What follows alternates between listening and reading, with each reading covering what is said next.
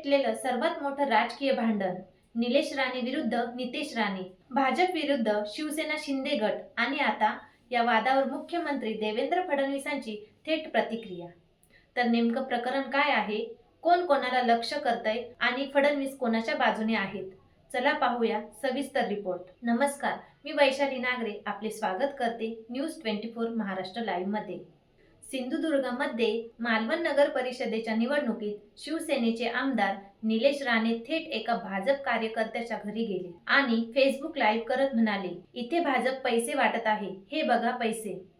निलेश राणे यांनी हे आरोप करताच भाजपचे प्रदेशाध्यक्ष रवींद्र चव्हाण थेट निशाण्यावर आले। या प्रकरणावरून त्यांच्यावर गुन्हा दाखल झाला आणि कोकणात वातावरण चांगलंच तापलं। निलेश राणेंच्या आरोपांवर त्यांचे धाकटे भाऊ आणि भाजपचे मंत्री नितेश राणे भडकले आणि म्हणाले, आमचे स्वतःचे व्यवसाय आहेत, घरी पैसे ठेवले तर गुन्हा काय, बदनामी करायची नाही, जो नियम आम्हाला लागतो तो सगळ्यांनाच लागतो। यामुळे राणे विरुद्ध राणे असा थेट संघर्ष उफाळला।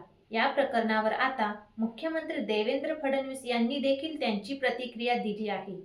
त्यांनी संतुलित भूमिका घेत म्हटलं, राणे विरुद्ध राणे असं होणं योग्य नाही, मी बरोबर असलेल्याच्याच बाजूने आहे। उपमुख्यमंत्री एकनाथ शिंदे यांनी निलेश राणेंची पाठराखण केली असेल, पण मी फक्त योग्यच्याच बाजूने आहे। त्यामुळे फडणवीस कोणाला सपोर्ट करत आहे यावर आजही राजकीय वर्तुळात चर्चा सुरू आहे। राणे परिवाराच्या भांडणावर शरद पवार गटाचे रोहित पवार म्हणाले, राणेंचा वाद विरोधकांसाठी चांगला असला तरी तो योग्य नाही। भाजप घरात वाद लावून दुरून मज्जा घेतो, हा डाव ओळखून राणे बंधूंनी भांडण थांबवावे। एकंदरीत पाहिले तर कोकणातील राणे बंधू वाद आता राज्य पातळीवर गाजतोय। त्यामुळे आता राणे विरुद्ध राणे हा संघर्ष फक्त स्थानिक राहिलेला नाही, तो आता महाराष्ट्राच्या मोठ्या राजकीय परीक्षेचा विषय बनला आहे। या वादात कोण जिंकणार आणि फडणवीस खरंच कोणाच्या बाजूने आहेत यावर आजही राजकीय वर्तुळात चर्चा सुरू आहे। राणे परिवाराच्या भांडणावर शरद पवार गटाचे रोहित पवार म्हणाले, राणेंचा वाद विरोधकांसाठी चांगला असला तरी तो योग्य नाही। भाजप घरात वाद लावून दुरून मज्जा घेतो, हा डाव ओळखून राणे बंधूंनी भांडण थांबवावे।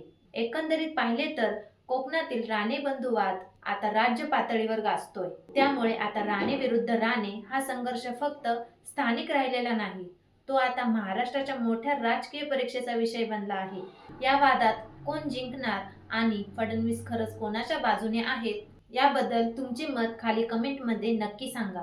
व्हिडिओ आवडला असेल तर लाईक करा, शेअर करा आणि चॅनलला सबस्क्राईब करायला विसरू नका। धन्यवाद।